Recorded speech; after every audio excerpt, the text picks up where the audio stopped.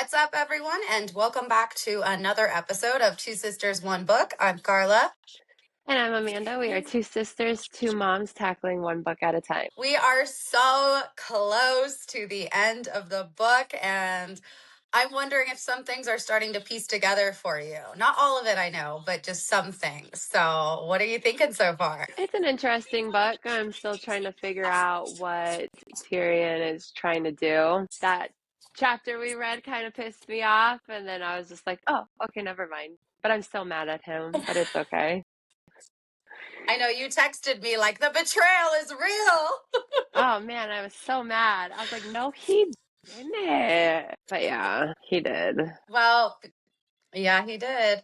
So We I had new guess before characters we get, too, so that was fun. yeah. Well, I guess so. Before we get into this episode, let's just do a quick recap of what we talked about last episode. We saw that Daisy and Tarian were going through the briars, which are those big vine-looking things that are thorns. It was part of kind of like their way to escape out of this part of the fringe. Tarian does at the end of the day, technically he does save Daisy, but in that process he ends up getting poisoned himself. Now, as we know, the poison isn't necessarily going to take him out, but it does slow him down quite a bit. And so we see Daisy now helping Tarian, trying to get him back to kind of like their safety point where they can rest. She goes out to get the flowers and the water that is needed to help kind of heal him. And while she's out there, she runs into, dun dun dun, the Dark Rend, which is that big creature that kind of is chasing her. She manages to escape with the help of the voice that she's hearing. She ends up getting back to Tarian. At that point, she's able to put the medicine on him to kind of help heal him a little bit. So what were some of your favorite parts of the chapters we just read? I liked the little voice. It kind of explained what it was, and I thought it was very interesting how it said, I'm not a part of you, but you're a part of me. So I'm like very curious on now to see what it is. And like I said before, I've been saying it, there's something very special about Daisy. I was wrong. I thought there was going to be some spice action in this book, but it was just Tyrion playing with her for a little bit. And I'm still so mad at him. I don't even want to talk about that, honestly. I like the chemistry. I feel like he did put a spell on her to help her fall asleep, though. So. Mm-hmm. My dog is going to be joining in because she just wants some of the love. I don't think anybody watching has actually seen my dog, but this is my dog, one of my dogs. So she's going to be hanging out with us today. Normally Azula is joining you, but we've got Molly here today hanging out with me because we're still in the process of moving. Oh, I can't even see. Oh, hi, Azula. Didn't even see her there. But yes, so that voice, let's talk a little bit about that voice. It's coming to her at like random times. It is saying kind of some interesting things to her.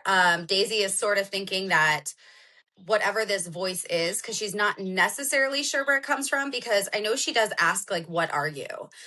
And like you mentioned, the voice is like, it kind of gives her almost like a riddle back. Like, it's like, I am everything and I am nothing. And, you know, all this stuff, but it does tell her that, you know, I am not you, but you are me. And it kind of makes you think like, what is this? Like, and why can't Tyrion hear this voice? Like, Tyrion should be able to hear it too. I mean, Tyrion's got all of the smarts when it comes to the mind talking and all that, but he can't hear whatever this voice is. So clearly this is something that is only communicating to Daisy. Do you have any thoughts on what you think this voice might be? It is nothing, Not at all, but it is everything. Clearly trying to help You her. got it. Yeah, close the book. We're done. That's all. That was everything. All the surprises. Well, it's been helping her this whole time, so it has to be. It really likes her, so it has to be some sort of magical thing. But no, I didn't get that much information to where we ended to know where I could even make a guess out of it. Well, let's see if I can help you out here. You will learn everything on our next episode. So why are you asking me questions now? No, I just wanted to know if you had any thoughts with it, like what you think it could be, because we do see that this voice is kind of giving her warnings. Like, it mentions, I'm trying to remember exactly what it said, but it says something like, you know, It what is prowls. it like? It's yeah, it prowls. It mentions that something's coming. It knows about its destruction. What do you think it is? I don't know. I think it's giving hints about Tyrion. Like, he's not destructive, but I think it knows what Tyrion is trying to prevent from happening.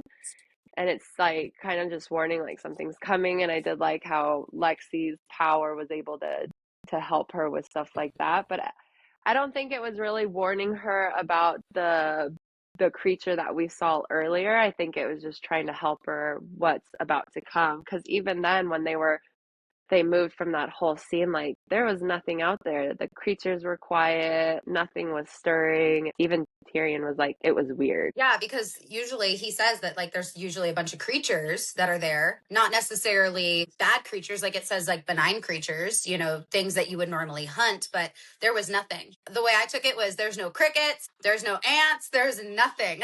Like it's silent. And Daisy does remember that that's sort of kind of what was going on when she first ran into the dark rend, which was in our last episode where all the animals were fleeing, but there's a difference.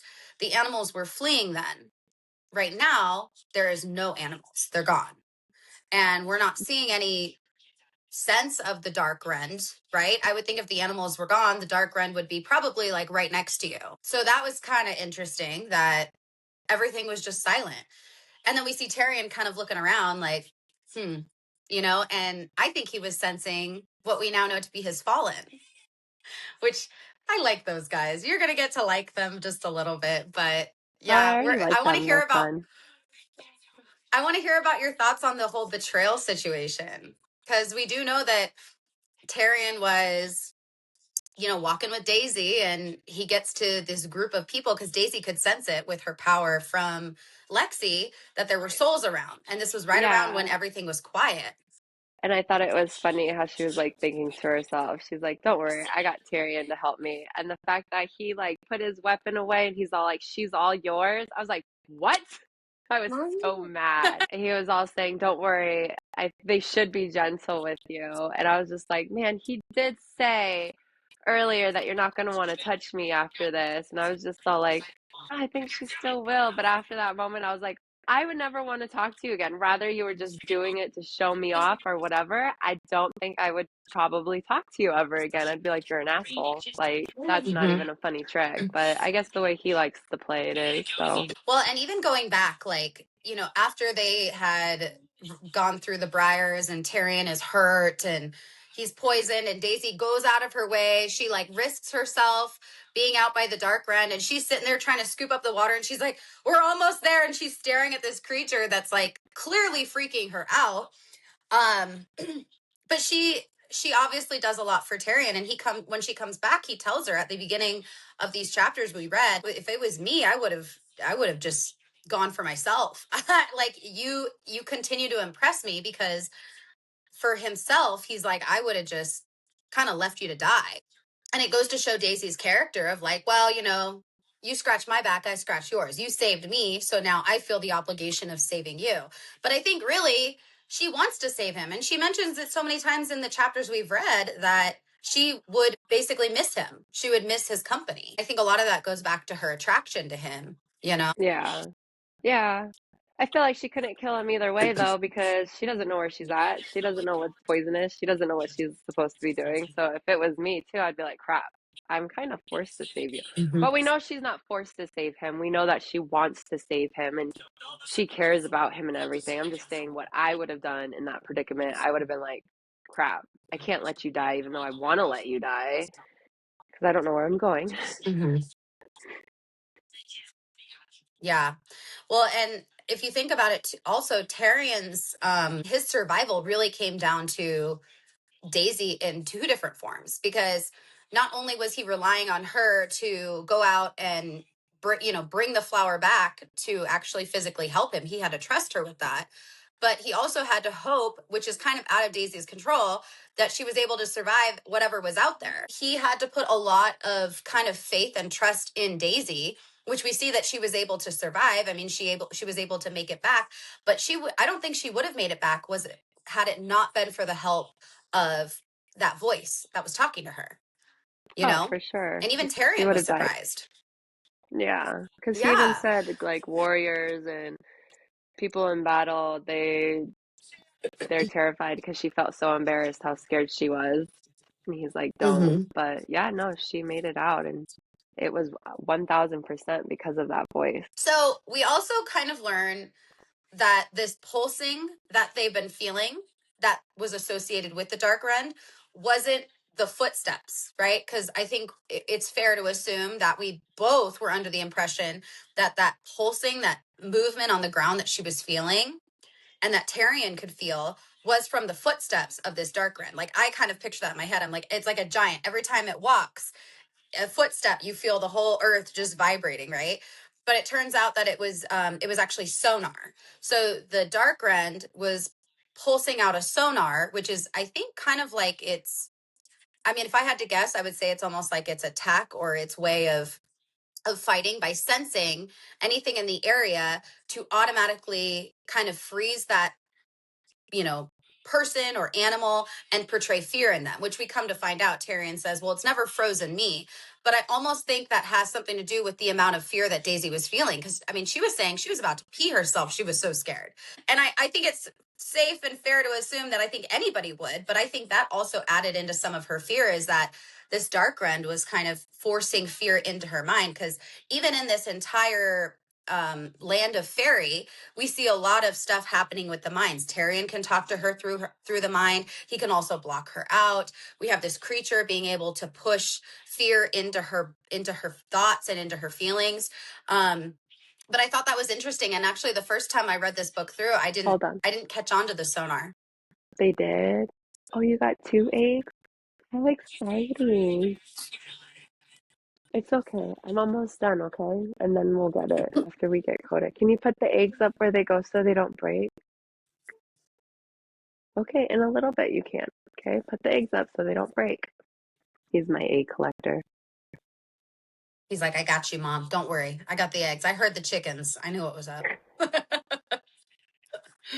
um, but yeah, so I thought that was kind of interesting, you know, because I think that because the first time that I read it through, I actually missed the sonar part. So this was actually new to me this time around, as I was like, oh, it was the sonar that she was feeling. I don't know how I missed that, but I thought that was kind of an interesting way to write it, considering that I was just assuming it was some big giant. Yeah.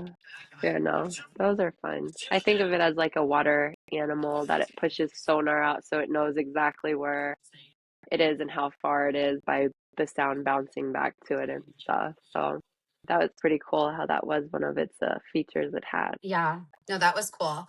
But we do see that Tarian and Daisy are in bed, and Daisy's clearly wanting it.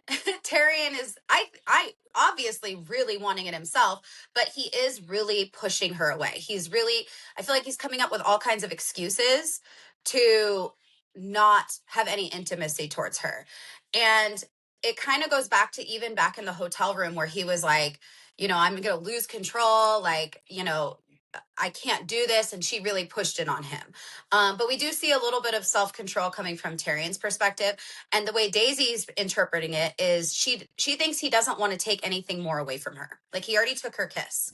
Imagine if she was to sleep with him. Do you like, and I think we talked about this before, like, do you think that would mean she'll never be able to sleep with anyone again?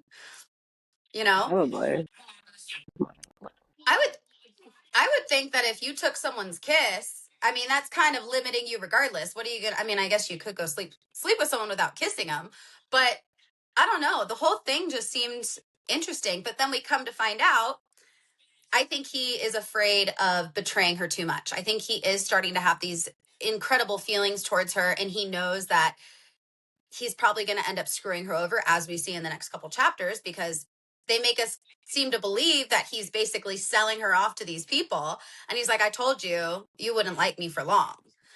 But it almost makes you wonder what's going to happen moving forward, right? Do you think that he will eventually betray her, or do you think this was more of just a test? How would she respond if somebody was to betray her?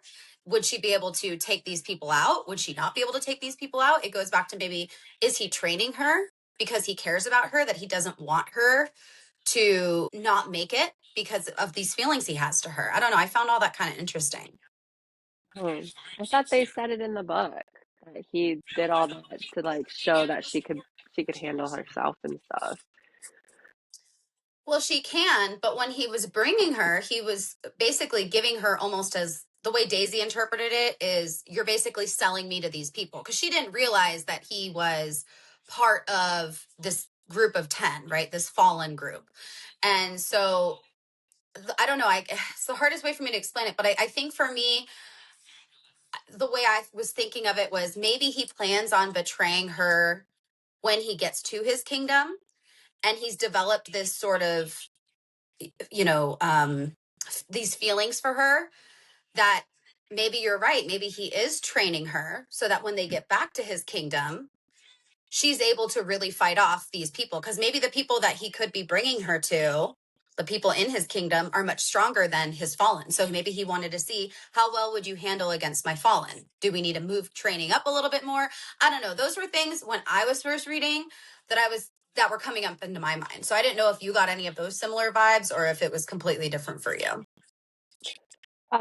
No, it was probably completely different for me. I just figured he was playing a game and he just wanted to show his toy off, basically. Well, we know Tarian loves to play his games, so you know. So Tarian, obviously, the next morning after they wake up, kind of falls into, his feelings, and he ends up kind of slightly kind of hooking up with Daisy, but we know that it was more for her and not necessarily for him. And it's like, again, going back to why do you not want her touching you? And she can't even understand it. But she is developing this trust for him. We see that as they're walking and they're going on to their next area, their next resting area, that they stop at a river, they go to collect water, and she has the memory in her head of Zorn being like, you know, don't drink water that anyone else gives you. And she completely ignores it because I feel like she has a lot of this trust that she's starting to establish for Tyrion.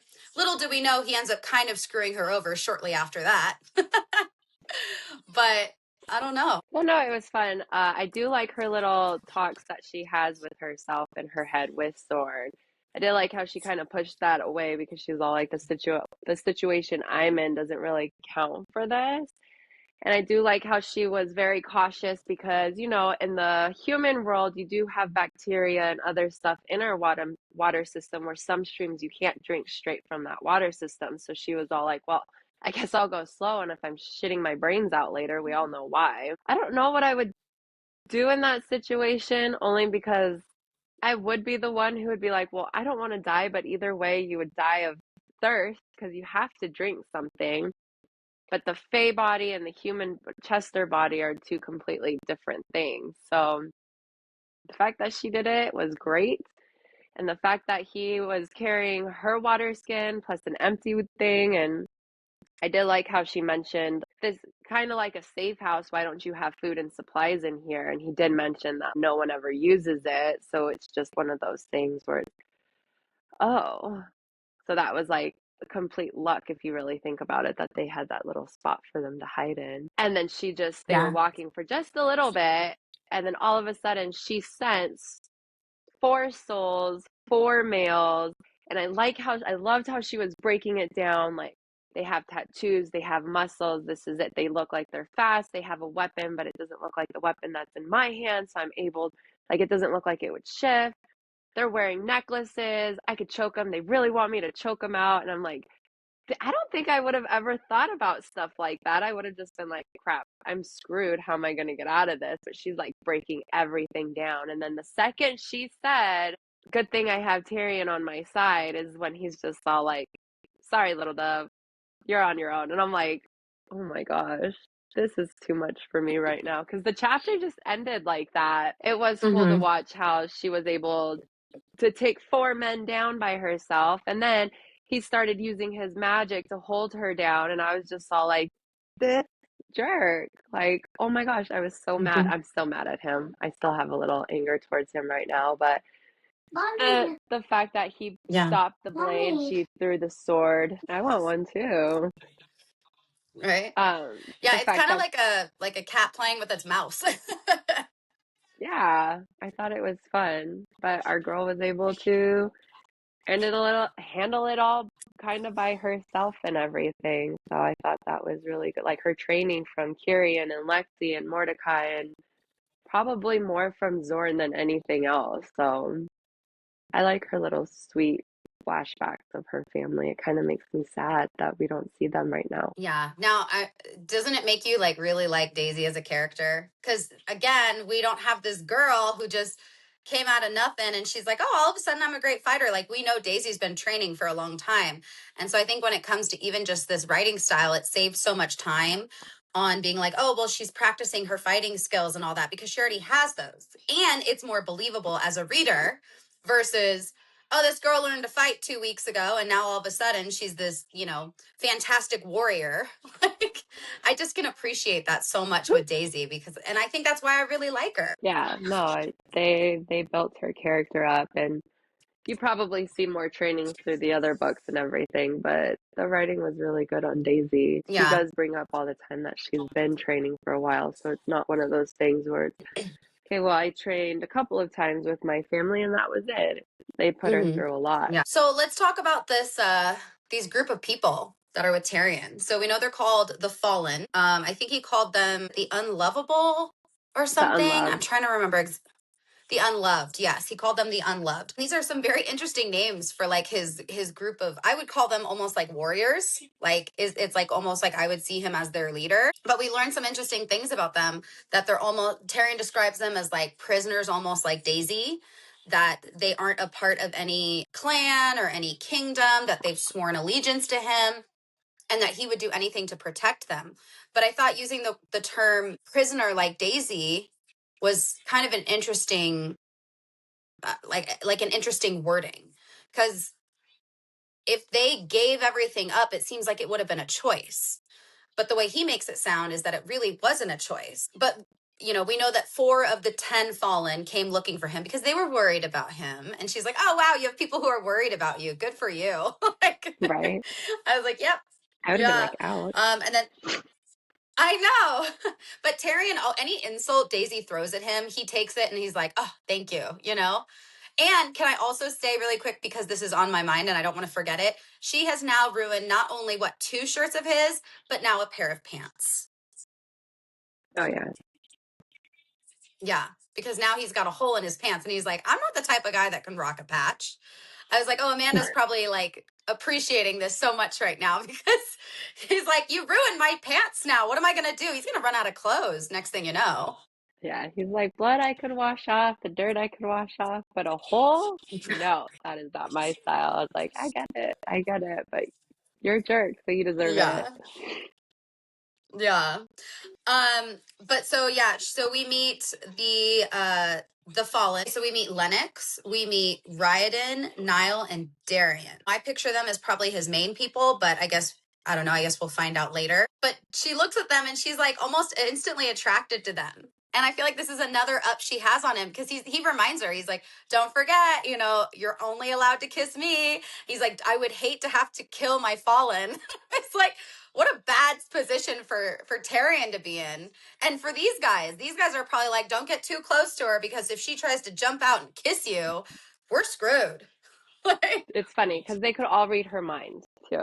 So when he was introducing each one of them, she kept giving like little remarks like, oh, he's a good looker, or he's a good looker, or he's ugly. I wonder if he has a personality, or like all this stuff. And we do see Tyrion now getting a little more possessive of her. Don't make me kill my men, and all this stuff.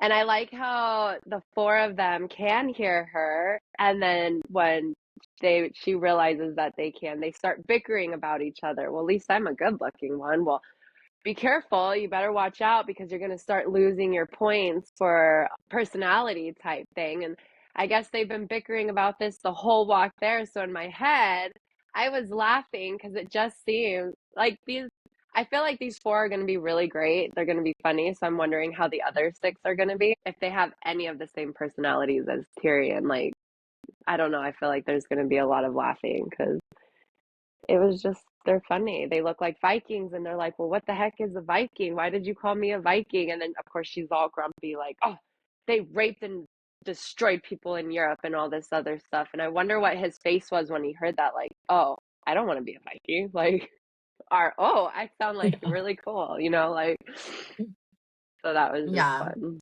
They seem like they have a fun Well, dynamic. right. How would you feel if everybody you were around could just read your thoughts instantly? Like, let's say your husband, all of his friends, like everybody. What would you be? I would be constantly like focusing on what I'm thinking that I would miss everything else that's happening around me. I'd be like, okay, don't say this, don't say that. But we see Daisy she couldn't care less. Yeah, she didn't care.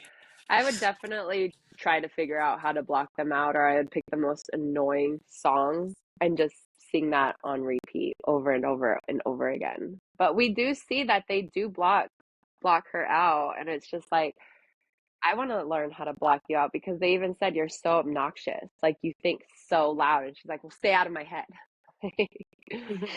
Yeah, because they like block her out, almost like they're muting her out of a phone call. They're like, "We Yeah. will let you know what we want you to hear, but for the most part, we're gonna have our own conversations." And she can kind of see it because I think it just gets quiet, and she sees them probably just looking at each other, like verbally, not verbally, but like non-verbally having a conversation in their thoughts. And it does take Well, a lot of yeah, that's practice. their way And of communication, he was saying, because they don't talk. They just go through their heads. So I would have felt awkward either way, because it's like this whole time she's mhm, been trying to talk out loud, and he's like, "No, let's talk through our minds. That way no one could hear us or anything." And then now you're just with this group of people and it's just dead quiet, but their mannerisms is probably still like having a conversation, and it's just like, yeah, well, these motherfuckers. yeah. Well, and then I did think at first in my mind, and I was thinking this even as I was reading it this time, as I was like, I understand if Daisy's so mad at Tarian for what he just did with her, like this game he was playing with her. I feel like the first thing I would have done was just walked up and kissed one of the guys just to force him to have to obviously kill one of his fallen. But he, They made a before he deal. even gives her yeah, before he even gives her back her knife, he's like, "You are not allowed to hurt any of my fallen." And he tells her, like, "I'm really good with my words. Most Fae are good at wording things. So we're not lying to you. We're just wording it differently to where it's kind of tricking you, but you don't realize it's tricking you and you think you're gaining benefit out of it." So I think that was really smart on Tarian's part because he probably knew she's going to come after them because she's mad at me, and he words everything. And I thought it was funny that she goes, "Yeah, we went back and forth for a hot minute trying to word like, okay, well, you'll give me back my knife, but for how long? Forever." Okay. And like it's like Daisy, as much as how smart Tarian is, Daisy's actually smart herself because she catches on and she caught on to what he was doing because he told her, "I'm just good with my words." So the very next thing he tries to tell her where he's trying to strike up a deal, she's like carefully looking at his words and making him reword things. Which was pretty nice. I liked it, even Yeah. when he did, because you could tell she's getting heat stroke. He told one of his buddies to come get the knife, and when he took it, he's like, "Be careful, because now she could kill us." So Yeah. it's gonna He's be like, very "Run." interesting. Yeah, Yeah. Yeah. But yeah, so it basically this ends with Daisy getting essentially like heat stroke, like you said. She's starting to get it where she's having a hard time seeing things. She's getting um a like a blurred migraine. vision. I can't remember what, yeah, it's like migraines, like an what is it called? An opulent migraine. There was a specific word she used. And she was kind of looking at Terry and like, "What, you guys don't get these?" Like she hasn't had water. She's probably so hungry. But I think majority of it comes down to she wasn't drinking enough water and she wouldn't take any of Tarian's because she was mad at him and she didn't trust him. And I mean, to be honest, you can't blame the girl, right? But it was a hot day, it says. So she ends up developing like, yeah, basically heat stroke, and Tarian has to basically carry her the rest of the way.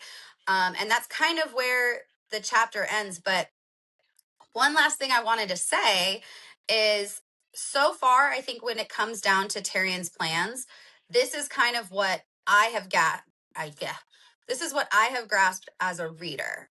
With Tarian's plans, we know that he wants the crystal chalice to create a bridge over the Fey Gate, right? He takes Daisy with him because she's basically tied to him with like this kiss bargain. He wants to show her off to his court as a toy. He wants to use her as a distraction to his court while he can focus on the chalices. He knows that she will break also at some point. And there's also just this undeniable connection between Daisy and Tarian. And when you look at these things that we know of so far, I feel like there's a lot of things in there that don't connect, right? Like, Yeah. why would he want to hide her, like use her as a distraction with his court, with the chalices, if he's using them to help them? I don't think Why he's did like trying to help them though. right, he might not be. Why is it that he knows she's gonna break, and how is she gonna break? Like, there's so many things, and we only have 2 more chapters. How are these gonna be answered, Amanda? What are we gonna do? Gonna leave us on a cliffhanger. Dun dun dun. Yeah, but I mean, yeah, so those chapters, I mean, there was some stuff to cover and go over. Mainly, I just didn't want us to include the last chapter in there because I know we have a lot to discuss over the next 2 chapters. So anyways, yeah, that pretty much wraps up this episode. It was pretty simple, I think. I mean, we covered a lot, but we're gonna have a lot of exciting things to come. We have 1 more episode. I hope you're ready for that, Amanda. But yeah, is there anything else you wanted to talk about before we end it? No, but we love you guys. We do. If you're not already, make sure that you subscribe to our channel. We said this last episode and we'll ask again. If you haven't already, please leave us a review. We would love to hear about how much you guys are enjoying this. We love talking about these books with you guys. And if you're not already, make sure you're following us on social media. We're on Instagram, TikTok, and Facebook. Oh my gosh, I couldn't remember that last one. And then if you're also listening to us on Spotify or Apple, make sure to check us out on YouTube. We're also on there. And if you're checking us out on YouTube, make sure to subscribe to us and subscribe to us on Spotify and Apple. But other than that, I guess we'll see you guys on the next episode. Bye.